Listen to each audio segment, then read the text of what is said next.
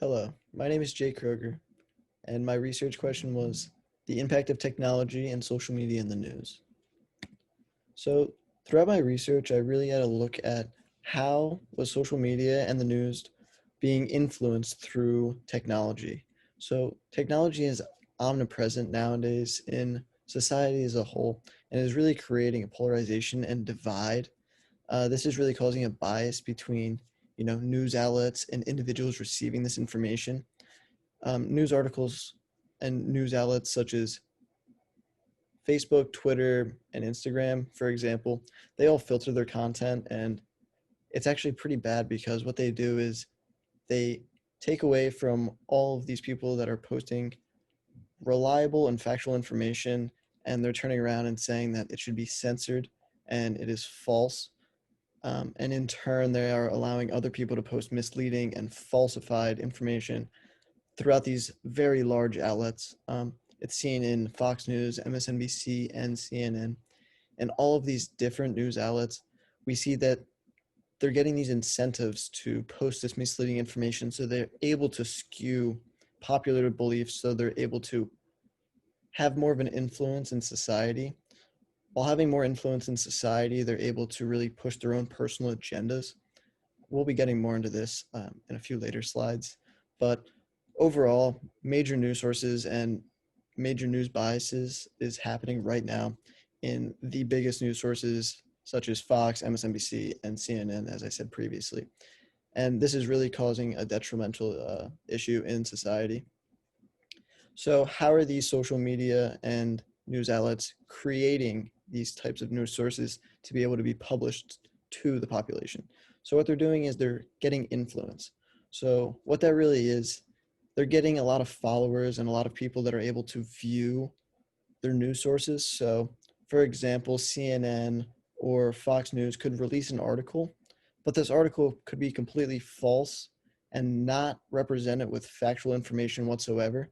But because it was data mined and it was stored from these like producers of these articles that were, individuals just writing these in their house, not too much background information, really no credentials, and they're able to pass these off as big time news articles.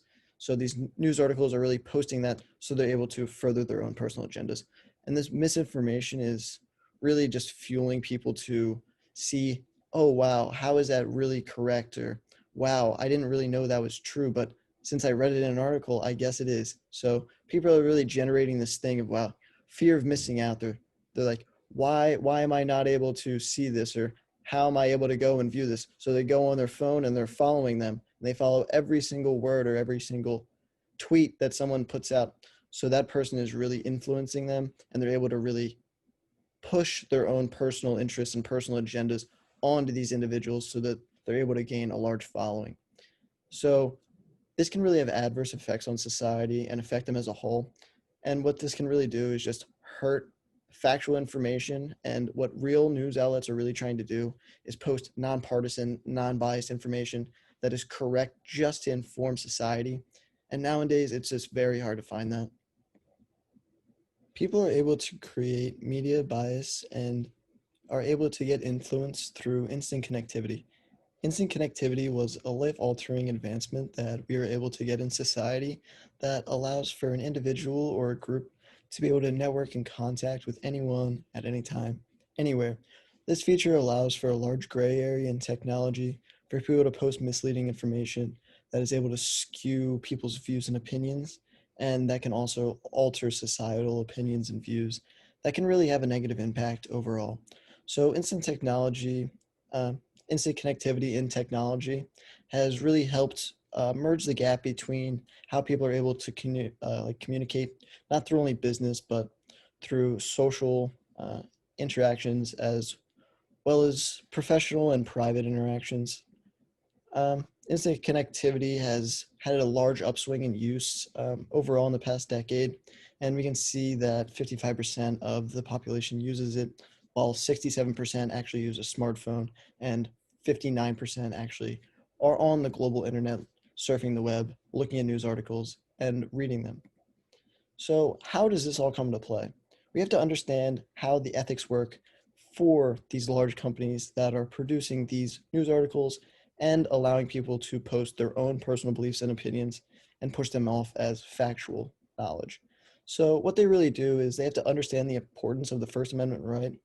And really, Facebook, Instagram, Twitter, they'll have to understand that through just research done, that they're not allowed to censor or, not post something that someone wants to say. And vice versa, they're not allowed to also support someone's opinion. I feel that it should be nonpartisan and it should really be unbiased overall. So I feel that nowadays, news sources such as these large outlets are really forcing like a polarization really of a left wing and right wing. And this is really causing a lot of pressure and harm on the population and its users. And this can really have a fundamental effect on someone's moral and ethical values, not only as a person, but as a corporation and business as a whole. And I feel that they really need to take these into account. Just throughout the research, research, we have found that many news sources have been using these ethical debates to really fuel their own campaigns and personal agendas. And I really feel that it's diminishing what news sources should really be posting, and it's not bringing out the complete fact.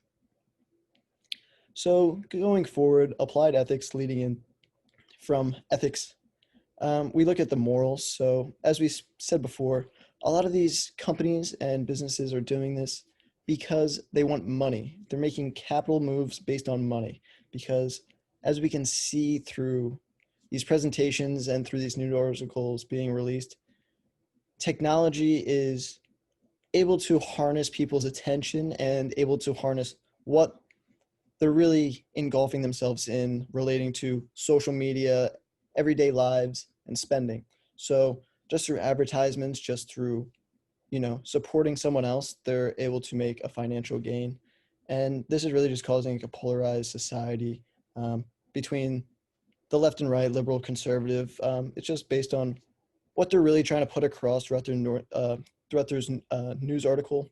And I really feel like that could have a very harmful impact on how people are understanding and reading news articles. And I feel that technology is really only dangerous if it's in the wrong hands. And I feel that technology can really make very good dramatic changes for the better for society, for, as we can say, innovative and effective and efficient differences. And I really feel that if technology was bipartisan, unbiased entity, it would be much more useful. I feel that if technology was used just for advancement purposes, we would see a large upswing in factual information being produced, as well as people not being so, I would say, unrealistic about what is being produced on the news. And I feel that the misinformation being produced would also go down by a lot. And in conclusion, I just found that throughout this research, that companies are really producing these false information articles and producing all of this biased, opinion-based information and producing it just really for the ratings. And as we can see throughout the research, that ratings mean that these companies are making large sums of money. And if making large sums of money, they're going to be happy and they will continue to post this misleading information, as we can see they're already doing. And if they continue to do this, we could see a very large downhill run for the future of technology and how social media can have an impact on not only social media, but in news, politics, and everyday society. Thank you.